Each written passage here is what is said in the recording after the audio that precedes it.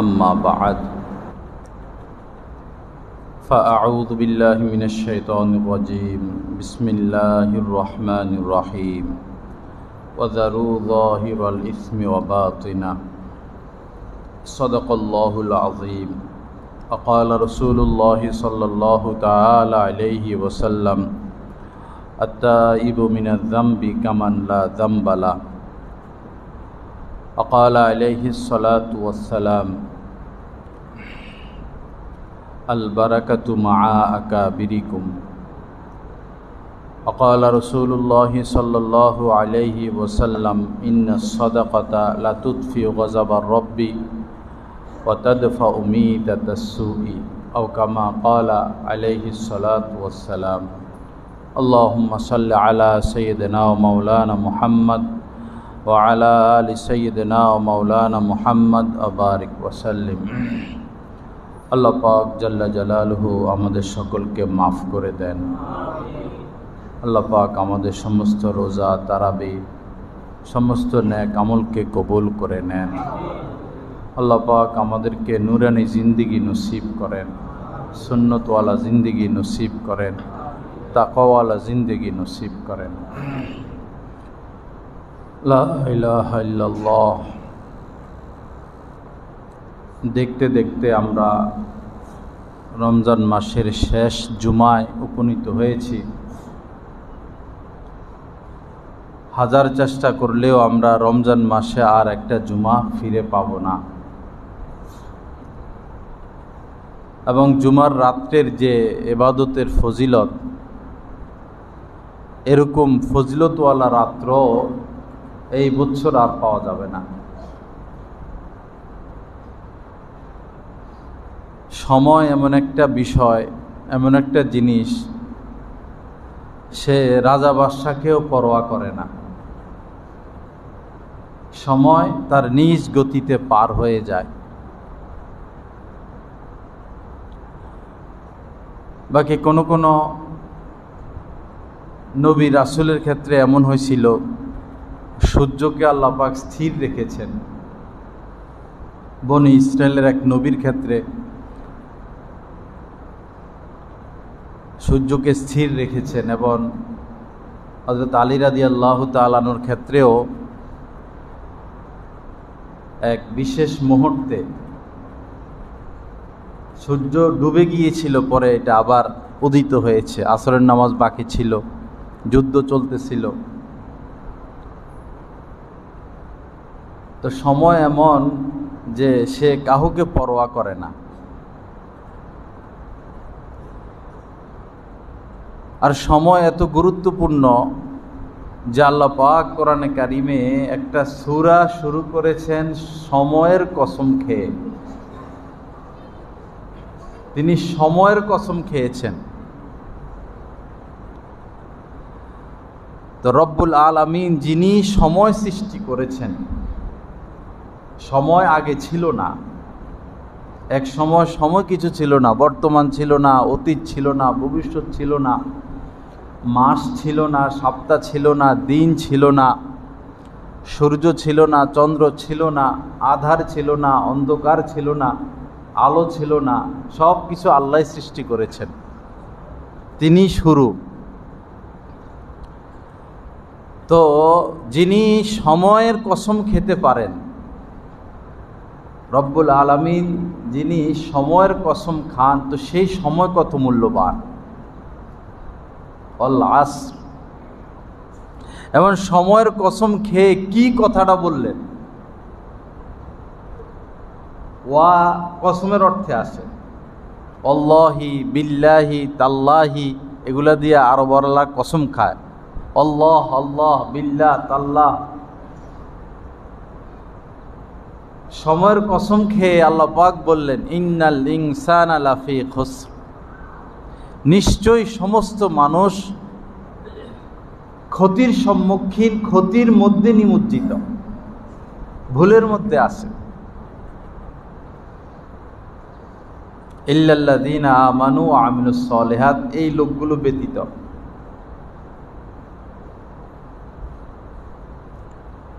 তো সময় ঠিকই পার হয়ে যাচ্ছে। আমি শুয়ে থাকি, বসে থাকি, আমোদ ফুর্তি করি, ইবাদত করি, রং তামাশা করি, গুনাহের কাজ করি, নাফরমানি করি, রাজনীতি করি, গিবত শেকায়েত করি, অন্যের পিছনে পড়ে থাকি, নেতাগিরি করি, বাহাদুরি দেখাই, ক্ষমতা দেখাই, দাপট দেখাই, দুর্ব্যবহার করি, যাই করি, সময় পার হচ্ছে, থেকে যাবে কর্মফল। থাকবে কি? কর্মফল। যেমন 23 সালের রোজা চলে গেল, আর 23 সালের রোজা আমরা পাবো না। থেকে গেল কি? আমি রোজা রাখলাম কি রাখলাম না। যদি রোজা রেখে থাকি তাহলে আমার এই কর্মফলটা বাকি থেকে গেল। রোজা রাখলাম না, এটাও কর্মফলই, এটাও থেকে গেল, আমি আল্লাহর কাছে পাবো, দোনোটাই পাবো। এজন্য সময়ের ব্যাপারে খুব গুরুত্ব দেওয়া। একটা মিনিট যেন আমাদের জীবন থেকে বেহুদা খরচ না হয়ে যায়। জান্নাতে যখন আল্লাহ চায় তো আমরা সবাই জান্নাতে যাব, জান্নাতে গেলে কোনো আফসোস নাই, কোনো আফসোস থাকবে না। সবাইকে এত পর্যাপ্ত পরিমাণ আল্লাহ পাক দিবেন, একবারে নিম্ন শ্রেণীর যে জান্নাত পাবে তাকেও এতটা দিবেন যে সবাই পরিতৃপ্ত হয়ে যাবে, আর কাহারও কোনো চাহিদা থাকবে না। আমাদের তো 1000 কোটি টাকার মালিক হলেও সে সবচেয়ে বেশি গরিব, তার সবচেয়ে বেশি অভাব। চেহারা মলিন, মুখে কোনো হাসি নাই, টেনশন, দুশ্চিন্তা, আর মনের মধ্যে আতঙ্ক, কখন ফকির হয়ে যায়, কখন গরিব হয়ে যায়, কখন মানুষের কাছে হাত পাতি, কখন রাস্তায় চলে আসি। যত সম্পদ বাড়ে তত দারিদ্রতার ভয় বাড়ে, তত অভাব বাড়ে। তালা যত বেশি, জ্বালা তত। তালা মানে বিল্ডিংয়ের তালা, তালা যত বেশি, জ্বালা তত বেশি। ক্ষমতা যত উপরে, জ্বালা তত উপরে। সব দেশের প্রধানমন্ত্রী, প্রেসিডেন্ট যাইয়া দেখেন, ঘুম নাই, পেরেশানি, অস্থিরতা, কখন কে গুলি মারে, কখন ক্ষমতা চলে যায়, কখন জেলে ঢুকে, কখন ফাঁসি হয়ে যায়, কখন দেশ থেকে পলাইতে হয়। এজন্য আল্লাহ যাকে যে অবস্থায় রাখছে, বান্দার উচিত সে অবস্থায় থেকে আল্লাহর উপর শুকর আদায় করা। আল্লাহ খুব ভালো রাখছেন, আল্লাহ আলহামদুলিল্লাহ। এবং গরিবের বেশি শুকরিয়া আদায় করা, গরিব যারা তাদের বেশি শুকরিয়া আদায় করা, কারণ ধনীদের শত শত বছর আগে তারা জান্নাতে চলে যাবে, মরলে জান্নাত। গরিব কারণ অনেক কষ্ট করছে, আর আল্লাহ কত কষ্ট দিবে, যা তোদেরকে অনেক কষ্ট দিয়েছি, যা এমনি ঢুক, জান্নাতে ঢুক। নবীজি এসে খবর দিছেন, জান্নাত জাহান্নাম দেখে এসে খবর দিছেন যে আমি তো ধনীদেরকে দেখছি আটকা পড়ে আছে, ধনীদেরকে দেখেছি আটকা পড়ে আছে। হিসাব নিকাশ কোন পথে আয়, আন মালিহি আন হায়াতিহি, মাল সম্পর্কে, জীবন সম্পর্কে, যৌবন কাল সম্পর্কে হিসাব দিতে দিতে শেষ। আল্লাহ সহি বোঝ দান করেন। বাকি ওই ধনী ব্যতীত যিনি জাকাত দিয়ে দিবে, ওই ধনী ব্যতীত যিনি জাকাত দিয়ে দিবে, হালাল পথে কামাবে, হালাল পথে খরচ করবে, তার নো টেনশন, তার কোনো টেনশন নাই। এক হাতে দান করবে, আর এক হাত খবর পাবে না। 7 শ্রেণীর লোক আরশের নিচে ছায়া পাবে কিয়ামতের ময়দানে। 7 শ্রেণীর লোক। এই যে সূর্য মানে মাথার উপরে, গরম, খানা নাই, পানি নাই, 50,000 বছর কিয়ামতের ময়দানে থাকতে হবে। ওই বিভীষিকাময় অবস্থায়, ওই বিভীষিকাময় অবস্থা বুঝবো কিভাবে? এটার জন্য বুঝার রাস্তা হলো এটা, ওই মুহূর্তে যারা জাহান্নামে যাবে, নিশ্চিত বুঝে যে আমি জাহান্নামে যাব, হেরাও আল্লাহরে বলবে, আল্লাহ এই কিয়ামতের ময়দান আর সহ্য হইতেছে না, জাহান্নামে দিলে দিয়ে দেন, এখানে আর থাকতে পারতেছি না।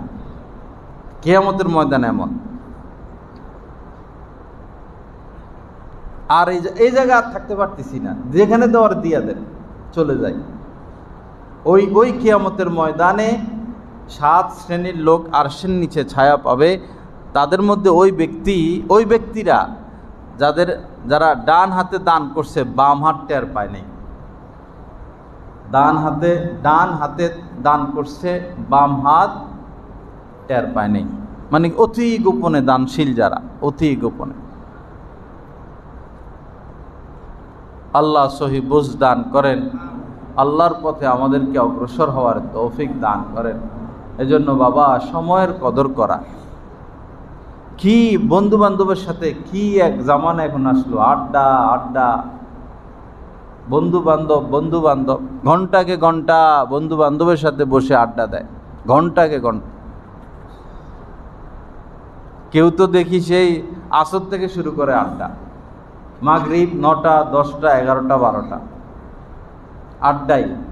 ভাই একটা কিতাব পড়ে ফেলেন না, আপনি যে কোনো একটা কিতাবের একটা পাতা পড়েন, 10 বার দুরূদ শরীফ পড়েন, একজন আলেমের কাছে গিয়ে বসেন, একটু মসজিদে গিয়ে বসেন, কোরআনটা নিয়ে বসেন। হ্যাঁ, বন্ধু বান্ধব ছাড়া ভালো লাগে না। আপনি ফিক্সড করেন প্রতিদিন বন্ধুদের সাথে 10 মিনিট সময় দিব, প্রতিদিন আধা ঘন্টা সময় দিব। বন্ধু বান্ধবের সাথে না মিশলেও ভালো লাগে না, মিশতে হয়। আধা ঘন্টা মিশেন, বাকি সময়টা কাজে লাগাইলাম, কোরআনটা শিখে ফেললাম, একটা হাদিস মুখস্থ করলাম, একটা সুন্নত শিখলাম, একটা গুনাহ শিখলাম।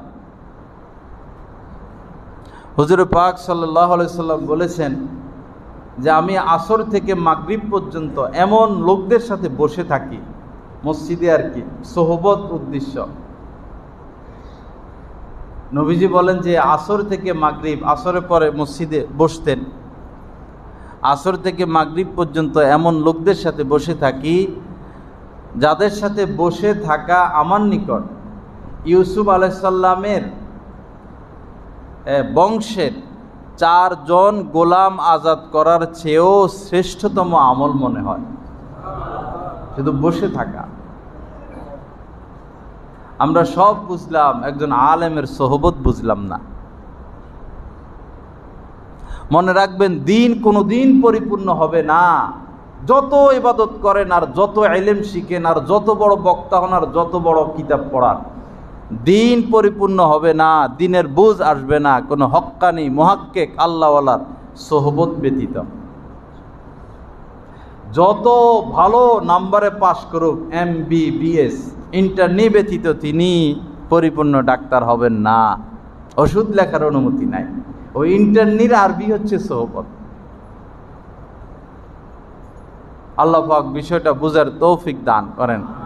যাই হোক বাবা, সময়কে খুব গুরুত্ব দিবেন, খুব গুরুত্ব দিবেন। একটা মিনিট যেন নষ্ট না হয়। বেকার আছি বস, একবার বলে নিলাম সুবহানাল্লাহ, বাবা কত বড় কাজ হয়ে গেল। কোনো কাজ নাই, অফিসে বসা, ওই বসে বসে মোবাইল টিপা, বসে বসে মোবাইল টিপা। এই মুসলমানের এই কাম।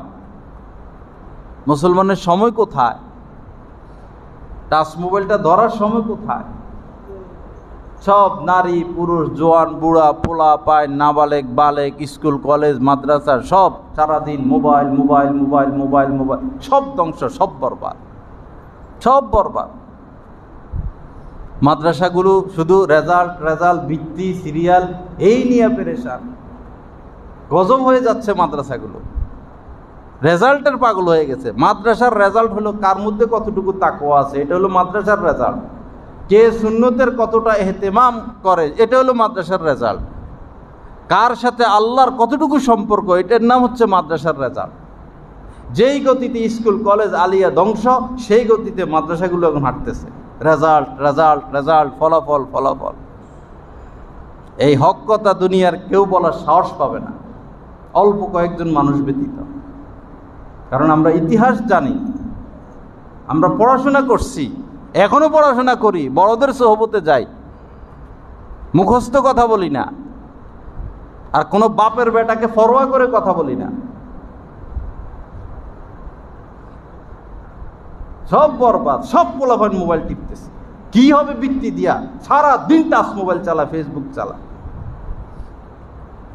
যে ফেসবুক চালায় তার কোনো অধিকার নেই হাদিসের কিতাব পড়ানোর, সে মুহাদ্দিস হওয়ার যোগ্য না। সকল প্রতিষ্ঠান মাদ্রাসাগুলোর মধ্যে আইন করা উচিত, ছাত্র শিক্ষক কেউ টাচ মোবাইল চালাতে পারবে না। তখন সেখানে দিনই কিছু শিক্ষা দীক্ষা হতে পারে, এর আগে নয়। কথা পরিষ্কার। আল্লাহ পাক সহি বুঝ দান করেন। একটা বিষয় মসজিদে ঢোকার সময় বলবো, খেয়াল করছিলাম, এই যে এখানে তো সারা দেশের লোকে আসে, ঢাকার থেকে আসে, সিলেট থেকে আসে, বিবাড়িয়া থেকে আসে, নরসিংদী থেকে আসে, কিশোরগঞ্জ থেকে আসে, সেই নিকলি, সে বাজিতপুর, দূর দূরান্তের মুসল্লি এখানে আসে। সেই হিসাবে সারা দেশকে সামনে রেখে কথা বলতে হয়। এটা ভৈরবকে সামনে রেখে কথা বলা হয় না, সারা দেশকে সামনে রেখে। এই যে আপনারা যে যে এলাকা থেকে আসেন, ঠিক 2:30 বা 2:30 থেকেই মাইকে ডাকাটাকি শুরু হয়, মা বোনেরা সেহরি রান্না করতে উঠেন। এটার চেয়ে একটা অন্যায় কাজ আর কি হইতে পারে? কিসের সেহরি রান্না করা? কোন ফাগলে উঠায় 2:30 বাজে সেহরি রান্না করে? কার মাথায় সমস্যা হয়েছে? কে কোন পরিবারে 2:30 বাজে উঠা সেহরি রান্না করে? মানুষ ঘুমায় 12টা-1টা বাজে, এই জামানার মানুষ। এটা বেহুদা কাজ করে মানুষের ঘুম নষ্ট, আরাম নষ্ট। শরীয়তে এটার কোনো ভিত্তি নাই।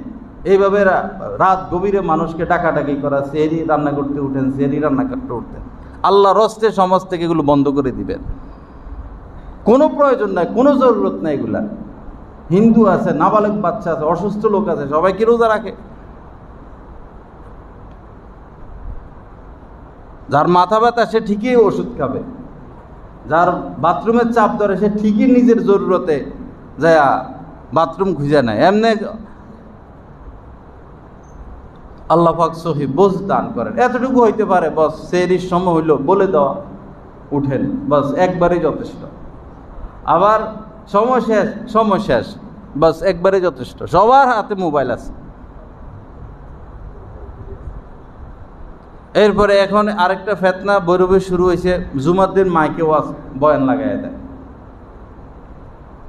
কাছাকাছি মসজিদ না, এই গাছতলা ঘাটে তো 8-10টা মসজিদ। এখন সবাই যদি মাইকে ওয়াজ লাগাই দেয়, বাহিরের মাইকে, তো কে কার কথা শুনবে? এটা বড় একটা ফেতনা এখন শুরু হয়েছে। সবাই মাইকে ওয়াজ লাগাই দিল, আমি আইসা 50টা লাগাই দিলাম। 50টা লাগাও মাইক, কি উপায় হবে? এই মসজিদের আওয়াজ, সে মসজিদের আওয়াজ। এদিকে এক মসজিদের খতিব সাহেব বললো যে, হুজুর জানালা বন্ধ করেও আমরা বয়ানের মজলিস বয়ান করতে পারি না, বাহিরের থেকে আওয়াজ আসে। এটা কি? আল্লাহ পাক সহি সালামতে দিন। কিছু কাজ আছে আমাদের সমাজে ধর্মের নামে অধর্ম, কিছু কাজ আছে কিসে ধর্মের নামে অধর্ম। গভীর রাত পর্যন্ত ওয়াজ মাহফিল, ধর্মের নামে অধর্ম। একবারে সোজা কথা, একবার বাইন্ধে রাখবেন, গাছের সাথে বাইন্ধে রাখবেন। বেটা কিসের তুই প্রধান অতিথি বসে রাত্রে 3টা বাজে, আমি শুয়ে এগুলো শুনি, আর ওয়াজের নামে শুধু গান গায়। মানুষ নাই 10টা সামনে, মাইক লাগিয়ে রাখছে 50টা।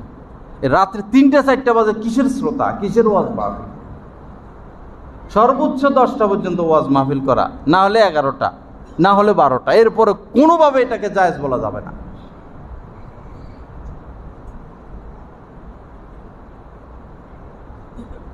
আল্লাহ হেফাজত করেন। আর যেই মাহফিলে ভিডিও করে, ছবি তোলে, এটা তো পাপের আড্ডাখানা, কবিরা গুনাহ হইতেছে। এটা লানতের কাজ। লানা রাসূলুল্লাহ মুসাফিরিন, সহিহ হাদিস, নবীজি বলেন যারা ছবি তোলে এদের উপর আল্লাহর লানত এদের উপরে। যারা ওয়াজ মাহফিলে লানতের কাজ করে, কিসের ওয়াজ শুনবেন তাদের আপনারা? বেশিরভাগ এরা ব্যবসায়ী, এরা দুনিয়া কামায়, ভিডিও করে করে ইউটিউবে ছাড়বে, ইউটিউব থেকে কামাবে, এদের কন্ট্যাক্ট বাড়বে, এদের পরিচিতি বাড়বে, এরা এক একটা শত শত কোটি টাকার মালিক। সহিহ হাদিসও আপনারা মানবেন না, তাদের কথা শুনবেন। হ্যাঁ, উনি বলছে জায়েজ। উনি জায়েজ বললে হবে? উনি তো দলিল দিতে হবে। শত শত হাদিস আমরা বলতে থাকি ছবি হারাম, ছবি হারাম, আমাদের কথার কোনো দাম নাই। ও অমুকে বলছে এটা জায়েজ, অমুকে বলছে, অমুকে কি দলিল দিছে সেটা বলেন না। যুক্তি ছাড়া তো তাদের কাছে কোনো দলিল নাই। কুল্লু মুসাফিরিন ফিন্নার, মুসলিম শরীফের হাদিস, বুখারী শরীফের হাদিস, আব্দুল্লাহ ইবনে মাসউদ রাদিয়াল্লাহু হযরতে উনার থেকে বর্ণনা। কুল্লু মুসাফিরিন মানে যিনি ছবি তোলে, কুল্লু মুসাফিরিন ফিন্নার, যারাই ছবি তুলবে তারাই জাহান্নামে যাবে। ভালো লাগে না আমাদের কথা? ভালো না লাগুক, বুঝবেন একদিন। বুঝবেন, যেভাবে সুদ স্বাভাবিক হয়ে গেছে, এটাও লানতের কাজ। কুদৃষ্টি করা, ভিন নারীকে দেখা, ভিন নারী ভিন পুরুষকে দেখা, এটাও তো স্বাভাবিক, এটাও লানতের কাজ, ছবিও লানতের কাজ। এই 3 লানতের কাজ এখন সমাজে ব্যাপকভাবে চলতেছে, ঘরে ঘরে চলতেছে, বেপরোয়া। 3টার ব্যাপারে নবীজি লানত করেছেন। আকেলার রিবা অমুক এলাহু ওয়াকাতিবাহু শাহেদাহি, যারা সুদ খাবে, যারা সুদ দিবে, যারা সুদের চুক্তিপত্র লিখবে, যারা সুদের সাক্ষী দিবে, প্রত্যেকের উপর আল্লাহ লানত। লানাল্লাহু নাযিরাল মানযুরা ইলাই, যারা কুদৃষ্টি করবে, ভিন নারীর দিকে তাকাবে, সুশ্রী ছেলের দিকে তাকাবে, ভিন নারী ভিন পুরুষের দিকে তাকাবে, সুশ্রী মেয়ে সুশ্রী ছেলেদেরকে দেখবে, তাদের উপর আল্লাহ পাকের লানত। ও লানা রাসূলুল্লাহ মুসাফিরিন, যারা ছবি তোলে, তাদের উপরও আল্লাহ পাকের লানত।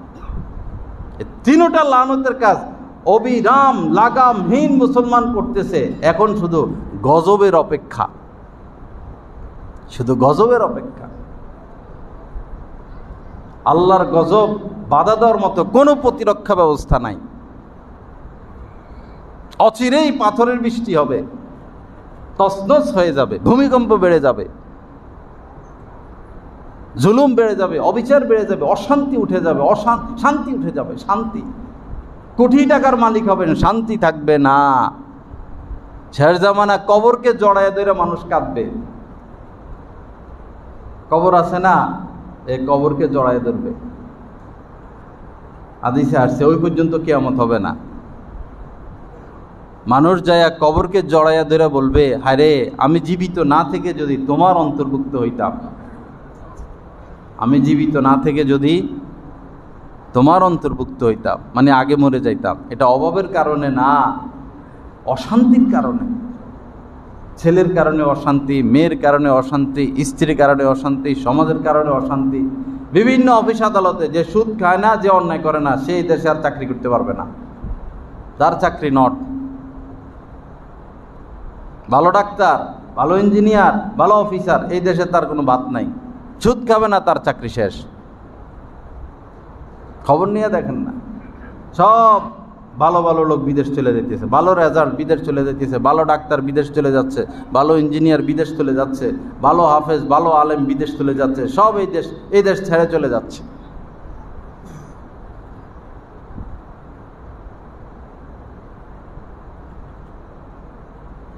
আল্লাহ পাক সহি বুঝ দান করেন। মুমিন মুত্তাকি তারা, যারা হককে সাপোর্ট করে। আল্লাহর রাস্তে দলের মহব্বত ভিতর থেকে বের করে দিই। আল্লাহর মহব্বত, আল্লাহর রাসূলের মহব্বত, হক্কানি আলেমের মহব্বত স্থাপন করি, দলের মহব্বত বাদ দেই। দল আপনারা বাদ খাওয়ায় না, দল আপনারা রিজিক দেয় না, দল আপনাকে ব্রেন দেয় নাই, মস্তিষ্ক দেয় নাই, দল আপনাকে কিচ্ছু দেয় নাই নেওয়া ব্যতীত। হিসাব করে দেখেন, স্বাধীনতার পর থেকে দল আপনাকে, কোনো দল কিছু আপনাদেরকে দেয় নাই, নিয়ে গেছে শুধু। বঙ্গবন্ধু শেখ মুজিবুর রহমান বলেছিলেন, দেশ স্বাধীনের পরে সবাই পায় স্বর্ণের খনি, আমি পাইছি চোরের খনি। বলছে কিনা উনি এ কথা? চোরের খনি পাইছে উনি, বাস্তব কথা। সব চোর, সব চোর, চুরি ডাকাতি লুটপাট।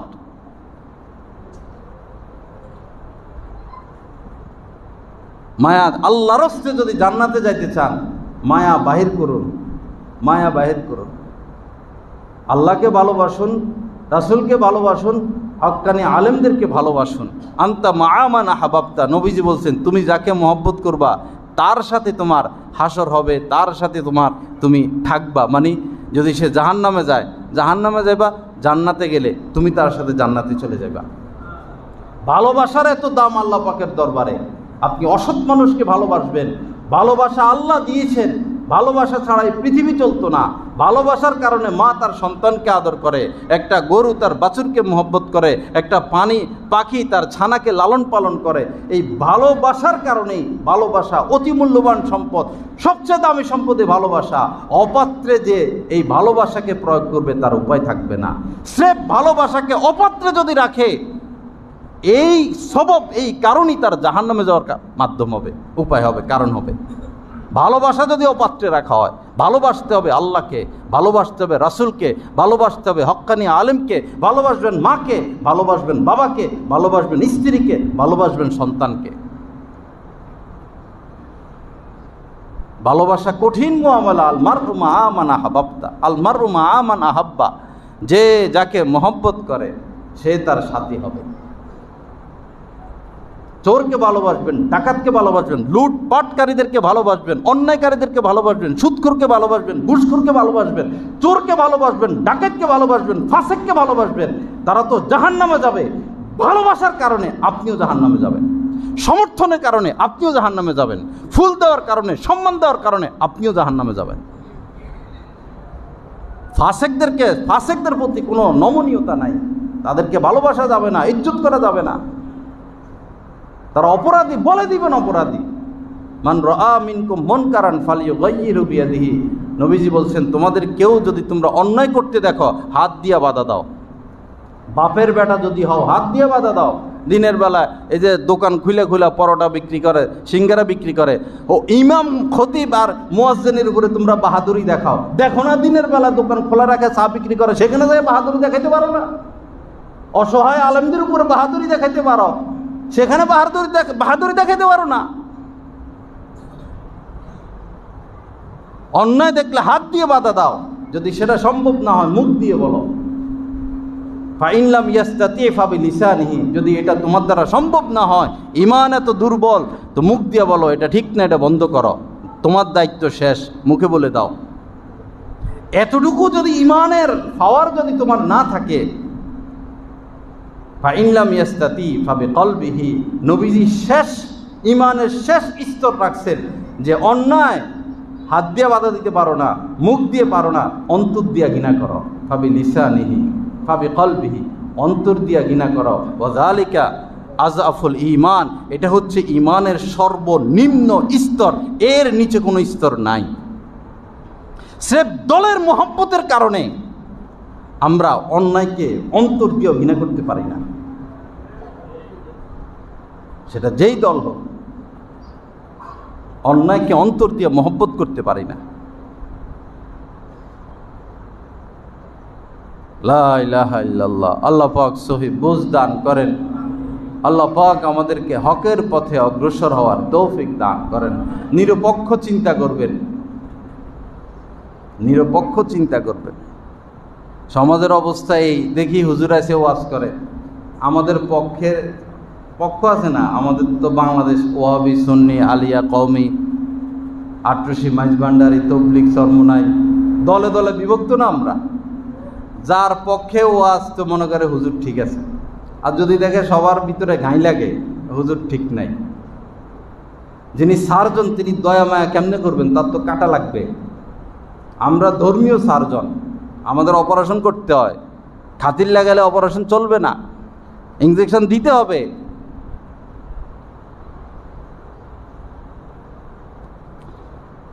আল্লাহ পাক সহি বুঝ দান করেন। আল্লাহ পাক আমাদেরকে হেদায়েত দান করেন। যাই হোক, এই ধর্মের নামে অধর্ম কাজগুলো আমরা সমাজ থেকে দূর করি। একটা মানুষ মারা গেছে, দ্রুত তাকে দাফন করতে হবে না, তাকে আটকায় রাখবে। 5-7 জায়গায় জানাজা পড়বে। মেয়ে বিয়ের বয়স হয়েছে তাকে বিয়ে দেয় না, ছেলে বিয়ের বয়স হয়েছে তাকে বিয়ে করে না। এগুলো অন্যায়। জিনা, আপনি মেয়েকে বিয়ে দিবেন না, বিদেশে পড়াবেন, এই করবেন সেই করবেন, সে তো জিনা করবে। তার শারীরিক চাহিদা আছে না, তার যৌবন কয়দিন? মেয়েরা 9 বছরে সাবালেক হয়ে যায়, 25 বছর পরে কমতে থাকে, 25-এর পরে কমতে থাকে। মা হওয়ার মতো সেই ধারণ ক্ষমতা তার, পুষ্টিকর বাচ্চা 25-এর পরে আর আসে না। 30 থেকে সে অসুস্থ হয়। বাচ্চা লালন পালনের যে কষ্ট, এটা 30-এর পরে মহিলা সহ্য করতে পারে না, তার কাছে অশান্তি লাগে। তার ডায়াবেটিস, তার প্রেশার, তার হাড় ক্ষয় হয়ে গেছে, তার কোমর ব্যথা, তার হাট ব্যথা। এখন একটা ছোট বাচ্চার পিছিয়ে সারাদিন ঘুরে লাগে। 30-35-এর পরে মহিলারা বাচ্চা পালতে পারে না, অশান্তি লাগে। বাচ্চার মার ধর করে, লাথি মারে, ছাইড়া চলে যায়, জবাই করে দেয়। ইসলামের একটা হুকুম আপনি অমান্য করলে আপনার দ্বারা শত শত হুকুম অমান্য হতে থাকবে।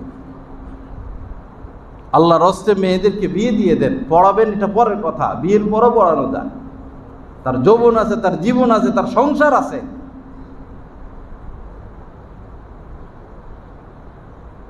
এমন বয়সে আমাদের বিয়ে করা উচিত, এমন বয়সে বিয়ে দেওয়া উচিত যেন আমি বুড়ো হইতে হইতে আমার বাচ্চারা বড় হয়ে যায়। আমি বুড়া হইলে তো আমি আমার সন্তানের মোহতাজ হচ্ছি, বুড়া হইলে আমি আমার সন্তানের মোহতাজ হচ্ছি, যেন বুড়া হইতে হইতে আমার সন্তান বড় হয়ে যায়, পরে সে আমাকে দেখবে। আমি বুড়া হইয়া বিয়ে করি, তা আমি তো বাচ্চা রেখে দুনিয়া থেকে বিদে নিব, তো বাচ্চাগুলোরে কে দেখবে? তাদেরকে বিয়ে দিবে কে? তাদেরকে বিয়ে করাবে কে? কতটা গ্যাঞ্জাম লাগতেছে এই দেরি করে বিয়ে করা, বিয়ে দেওয়ার সমস্যার কারণে পুরো সমাজের মধ্যে গ্যাঞ্জাম লাগতেছে। এক জায়গায় গ্যাঞ্জাম, হাজার জায়গায় গ্যাঞ্জাম। আপনি কাশপুর ব্রিজে যদি জ্যাম লাগে, এই জ্যাম কি শুধু কাশপুর ব্রিজ? পুরা ঢাকা জ্যাম লাগবে, সিলেট রোডের জ্যাম লাগবে, চট্টগ্রাম রোডে জ্যাম লাগবে, আরিচার রোডে জ্যাম লাগবে। এখানে যদি 5 ঘন্টা জ্যাম আটকে, এক জায়গার জ্যাম সারা বাংলাদেশে ছড়ায়, এক জায়গায় যদি সমস্যা করে মুসলমান, হাজার জায়গায় সমস্যা সৃষ্টি হয়। এজন্য নবীজি বলছেন, তলাবুল ইলমে ফারিদা আলা কুল্লি মুসলিম, প্রত্যেকের উপর ইলমি দ্বীন শিক্ষা করা ফরজ। কিভাবে চলবেন, কিভাবে খাবেন, কিভাবে ঘুমাবেন, কিভাবে ব্যবসা বাণিজ্য করবেন, কিভাবে আপনার জীবন চরিত্র চলবে, শিখতে হবে আপনাকে।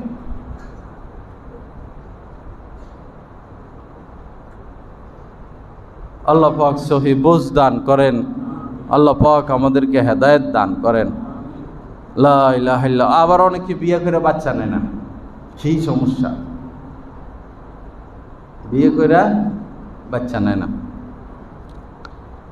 আবার বাচ্চা নেয় মহিলা, বুকের দুধ খাওয়ায় না, এর শরীর নষ্ট হয়ে যাবে। এর ঝাড়ু দিয়ে জুতা দিয়ে পিটানো উচিত। ডাকাত সন্তানের লাইফ শেষ করতেছে এই মহিলা। পৃথিবীর কোনো খাদ্য উপযোগী নয় ওই মুহূর্তে এই মায়ের শাল দুধ ব্যতীত, মায়ের বুকের দুধ ব্যতীত।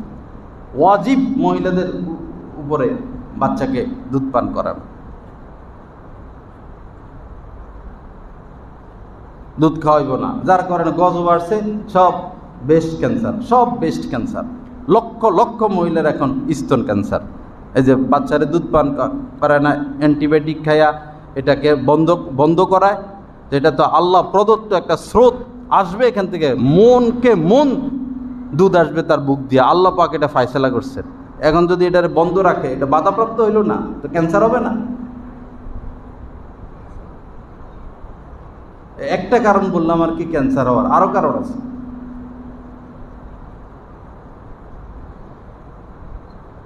আল্লাহ আমাদেরকে হেফাজত করেন। আর বাচ্চা নিয়েও বা কি করবেন? এখন তো ওই একদিনের বাচ্চাও মোবাইল দেখে। বাচ্চা এর থেকে না নেওয়াই ভালো। যাক, আপনি জাহান্নামে যান, আর ওগুলো জাহান্নামে নেওয়ার দরকার নাই। আপনি একলা যান, বাচ্চা নিয়ে আর কি করবে? কোলে থাকে না বাচ্চারা, যখন মা বাবা মোবাইলটা চালু করে, এদেরকে বলা লাগে না, এরা পিছনে চলে যায়। কোলের বাচ্চা পিছনে চলে যায়। আপনার 4-5টা বাচ্চা সামনে, মোবাইলটা চালু করছেন, সব পিছনে। মায়ের গর্ভে থেকে নেট চালানো শিখে আসে এখন বাচ্চারা। মায়ের গর্ভ থেকে নেট চালানো শিখে আসে। কোনো উপায় থাকবে না।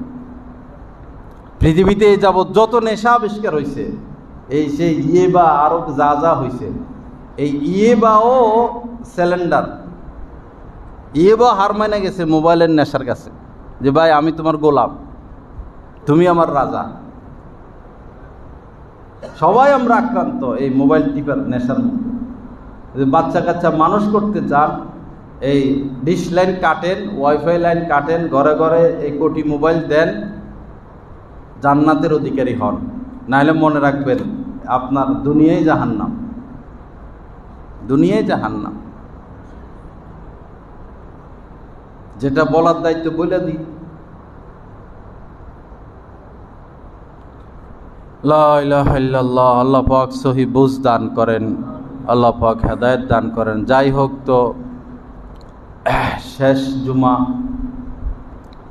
ও আখিরুহু ইতকুম মিনান নার, শেষ 10 দিন হচ্ছে জাহান্নাম থেকে মুক্তির উপায়। এই শেষ 10 দিন আল্লাহ পাক জাহান্নাম থেকে মুক্ত করতে থাকেন, অসংখ্য অগণিত। ওয়ায়ুগফারু লাহুম ফি আখিরিহি, বিশেষ করে যারা 1 মাস রোজা রাখে পাইকারি হারে আল্লাহ পাক সবাইকে মাফ করে দেন শেষ দিন। এজন্য শেষ দিন আশায় থাকা। নবীজি বারবার আকাশের দিকে তাকাইতেন, পরে আল্লাহ পাক আয়াতে নাজিল করছেন যে আপনি যে বারবার আকাশের দিকে তাকান, আমি তো বুঝতেছি ব্যাপার কি, মানে ওহী আসার অপেক্ষায় আছেন। ক্যাবলা ছিল বাইতুল মুকাদ্দাসের দিকে, ওদিকে ইহুদিদেরও ক্যাবলা। তো নবীজিও দীর্ঘদিন বাইতুল মুকাদ্দাসের দিকে ফিরেই নামাজ পড়তেন, কিন্তু নবীজির আশা যে আমাদের ক্যাবলাটা যদি কাবার দিকে হইতো। হযরত ইব্রাহিম আলাইহিস সালামের ক্যাবলা এটা, প্রথম ঘর এটা। তখন আল্লাহ পাক আয়াত নাজিল করে ক্যাবলা ঘুরাইয়া দিয়েছেন। এই আয়াত নাজিল হয়েছে জু কেবলা তাইন, যে মসজিদ যারা হজে যায় ওই মসজিদে নামাজ পড়া অবস্থায় 2 রাকাত পড়ছেন, এই আয়াত নাজিল হয়েছে, কেবলা পরিবর্তন হয়েছে, নামাজের মধ্যে নবীজি ঘুরে গেছেন।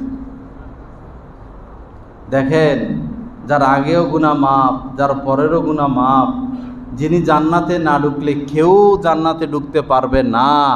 আল্লাহর হুকুম পালনের ব্যাপারে তিনি কতটা সতর্ক সচেতন, যে নামাজের মধ্যে আয়াত নাজিল হয়েছে এই হুকুম কেবলা পরিবর্তন করো, নামাজের মধ্যে কেবলা পরিবর্তন করে ফেলছেন। এই অপেক্ষা না, আচ্ছা নামাজটা শেষ করি, না, আল্লাহর হুকুম এখন নাজিল হয়েছে, এখন আমি কেবলা পরিবর্তন করি।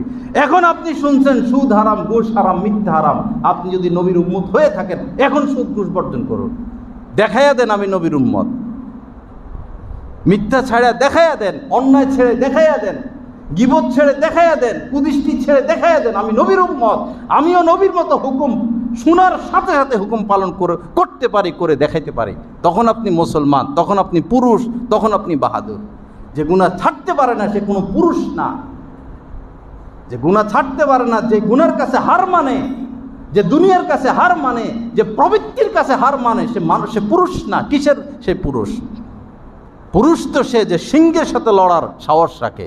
সিংহ আপনার উপর হামলা করছে, আপনি কি শুয়ে যাবেন? তা আপনি কিসের পুরুষ? আপনি তো লড়বেন সাধ্য মোতাবেক।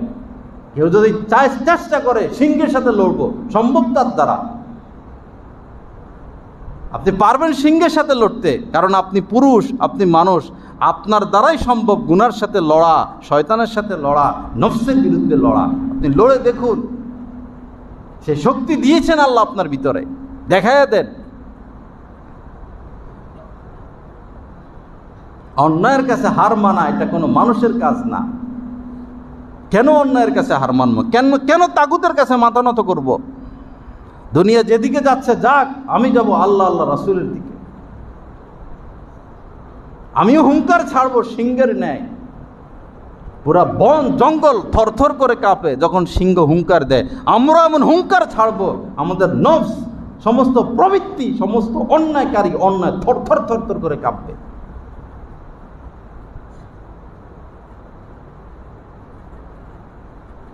আল্লাহ পাক সহি বুঝ দান করেন। আল্লাহ পাক আমাদেরকে আমলের তৌফিক দান করেন। যাই হোক ভাইরা, শেষ 10 দিন চলতেছে, শেষ জুমা। জাহান্নাম থেকে মুক্তি পাইলাম কিনা সেটা হলো দেখার বিষয়, নাকি আরো ঢুকলাম জাহান্নামে। জাহান্নাম থেকে মুক্তি পাইলাম না আরো ঢুকলাম?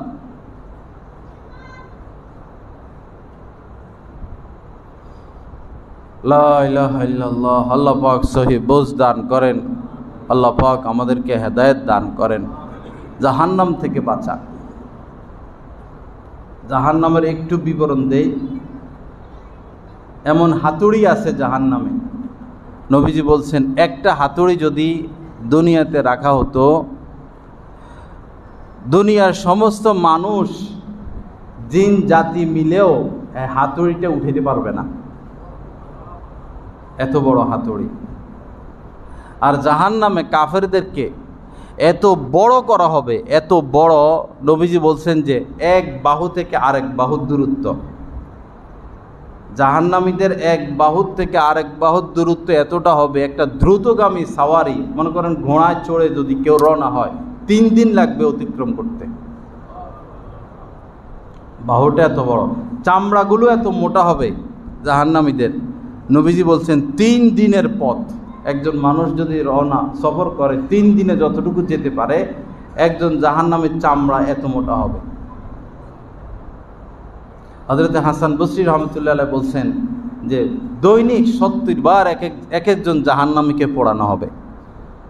দৈনিক 70 বার যখনই পোড়ানো হবে, জ্বলে পুড়ে ভস্ম হয়ে যাবে, বলা হবে আগের অবস্থায় ফিরে আসো। আবার তার শরীরে নতুন চামড়া গজাবে, আবার তাকে পোড়ানো হবে। এভাবে 70,000 বার। উপায় থাকবে না ভাই। যখন এই পাপের দিকে আগাই তখন এই কল্পনাটা করবেন, আগুনের কল্পনা করবেন। হযরত আব্দুল্লাহ ইবনে ওমর রাদিয়াল্লাহু তাআলা থেকে বর্ণিত, তিনি বলেছেন যে জাহান্নামীদেরকে এমন কুৎসিত আকৃতি দেওয়া হবে, কুৎসিত, এবং শরীরে এত দুর্গন্ধ, যার পাপ যত বেশি তার দুর্গন্ধ তত বেশি। এত দুর্গন্ধ তাদের শরীরে হবে। একজন জাহান্নামীকে যদি দুনিয়ায় ছেড়ে দেওয়া হয় তো তার বিবস্ত্র চেহারা দেখে এবং দুর্গন্ধে সমস্ত মানুষ মারা যাবে। বোঝা গেল জাহান্নামের মধ্যে শুধু জাহান্নামের আগুনই শাস্তির উপাদান না, উপাদান আরো শত শত। যেমন হাদিসে আসছে, ক্ষুধার যন্ত্রণাটা এত প্রকট হবে যে আগুনে জ্বালানোর যন্ত্রণার কাছাকাছি চলে যাবে, সমান হয়ে যাবে। ক্ষুধা, পিপাসা, ক্ষুধার যন্ত্রণা এখন বুঝি তো আমরা ইফতারের আগে। 1 মাস, 6 মাস, 1 বছর, 10 বছর না খেয়ে থাকলে কি হবে? এই ক্ষুধা, পিপাসার যন্ত্রণা আর আগুনের যন্ত্রণা সমান হয়ে যাবে। আল্লাহর রাস্তে সীমা লঙ্ঘন না করি, আল্লাহর রাস্তে কুদৃষ্টি না করি, আল্লাহর রাস্তে সুদ না খাই, ঘুষ না খাই, আল্লাহর রাস্তে ছবি না তুলি, আল্লাহর রাস্তে অন্যায় না করি। যারা দাড়ি রাখতে পারি নাই, বাবা 2টা পা ধরে বলি দাড়িগুলো রেখে দেন। দুনিয়াতেও ইজ্জত পাবেন, আখেরাতেও ইজ্জত পাবেন, আল্লাহকে সাথী পাবেন, আল্লাহর সাহায্য পাবেন, সর্বমহলে ইজ্জত পাবেন, সর্বমহলে ইজ্জত পাবেন। সুন্নতের উপর উঠেন। কাফেররাও সুন্নতকে ভয় করে দাম দেয়। শেষ জুমার শেষ নসিহত এই কথাগুলো, গুনাহ ছেড়ে দেই, গুনাহ ছেড়ে দেই। আল্লাহ আমাদের সবাইকে তৌফিক দান করেন। করণীয় হলো সদকায়ে ফিতর। করণীয় হলো সদকায়ে ফিতর। ঈদের দিন শোবে সাদিক থেকে শোবে সাদিকে এই সদকায়ে ফিতর ওয়াজিব হয়। একবারে নিঃস্ব যারা, তারা ব্যতীত সবাইকে সদকায়ে ফিতর দেওয়া চাই। যাদের উপর যাকাত আসে না তাদেরকেও সদকায়ে ফিতর দেওয়া। তো এই ঈদের নামাজের পড়ার আগে আগে সদকায়ে ফিতর দিয়ে দেওয়া, পরেও দেওয়া যায়, আগেও দেওয়া যায়। উত্তম হলো ঈদের নামাজের আগে আগে দিয়ে দেওয়া। সর্বনিম্ন যেটা আসে গমের দাম 115 টাকা, এটা গরিবরা দিবে সর্বনিম্ন। আপনি খেজুরের মূল্য দিলেন, বাদামের মূল্য দিলেন, ছোলা বুটের মূল্য দিলেন, পনিরের মূল্য দিলেন, কিশমিশের মূল্য দিলেন, সম্পদ হিসাবে সর্বোচ্চ উঠে 2185 বা এরকম যেন একটা সংখ্যা, 2000 টাকা ধরেন, 2100, 2200 টাকা ধরেন। ধনীরা 2200 টাকা করে সদকায়ে ফিতর দিয়ে দিবে, আর গরিবরা 115 টাকা করে দিবে। আবার ধনীরা যদি ওইটা দিতে সাহস না পায় যে এত টাকা দিমু, তাহলে অন্তত ভাই 115 টাকা আপনাদের পা ধরে বলি 115 টাকা হইলো দিয়ে আদায় হয়ে যাবে। আপনাদের তো অভাব অনটন বেশি, আমরা জানি।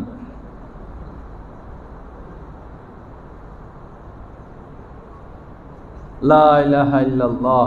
সদকায়ে ফিতর দিয়ে দিব ঈদের দিন আগে আগে, ঈদের রাত্রের ইবাদত।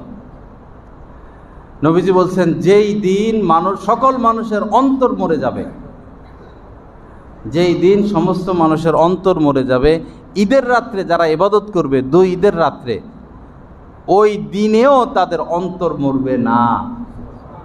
অর্থাৎ কিয়ামতের ময়দানে এই কঠিন কঠিন অবস্থা দেখে মানুষ ঘাবড়াইয়া যাবে, কিন্তু যারা 2 ঈদের রাত্রিতে ইবাদত করবে তারা সেদিন ঘাবড়াবে না, তারা বাহাদুর, বীর বাহাদুর।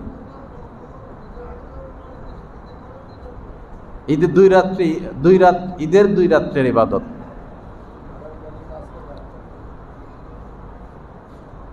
ঈদের দিন সদকায়ে ফিতর।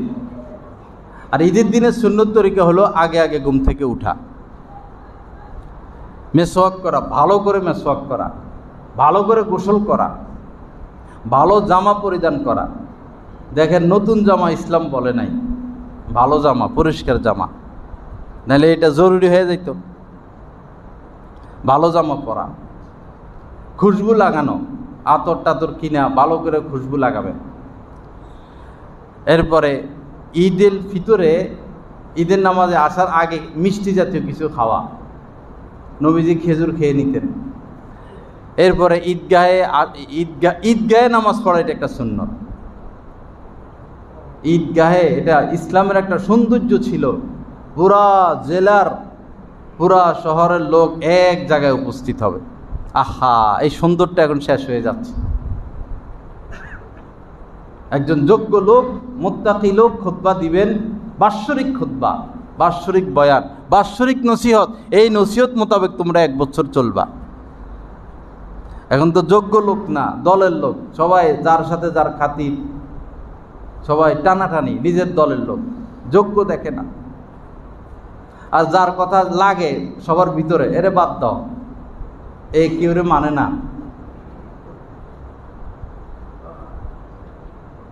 ঈদগাহে নামাজ পড়া সুন্নত। বিনা প্রয়োজনে মসজিদে নামাজ পড়া, কেউ কেউ মাকরু লিখেছেন।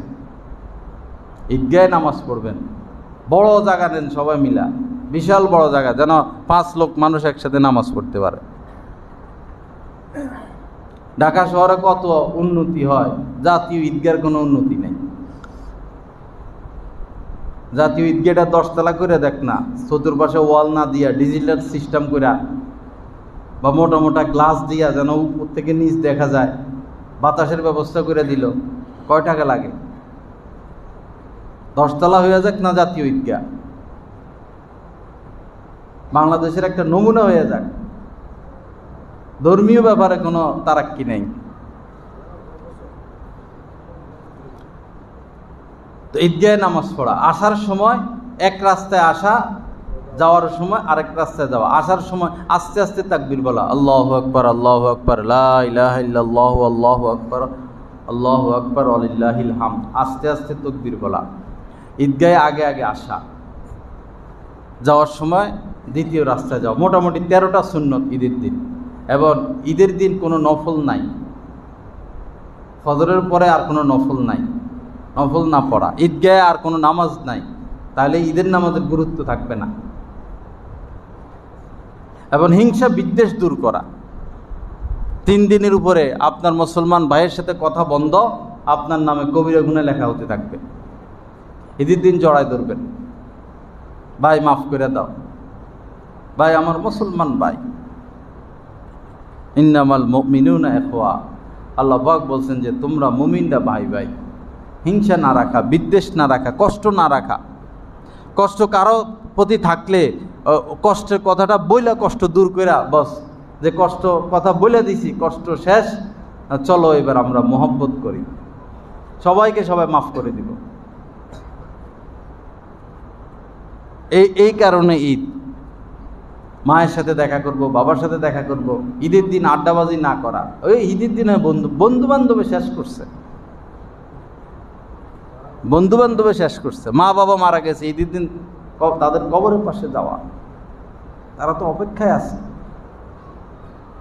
আজকে ঈদ, মায়ের কাছে গেলাম না, বাবার কাছে গেলাম না, দাদা দাদি শোয়া, তাদের কাছে গেলাম না, অকৃতজ্ঞতা।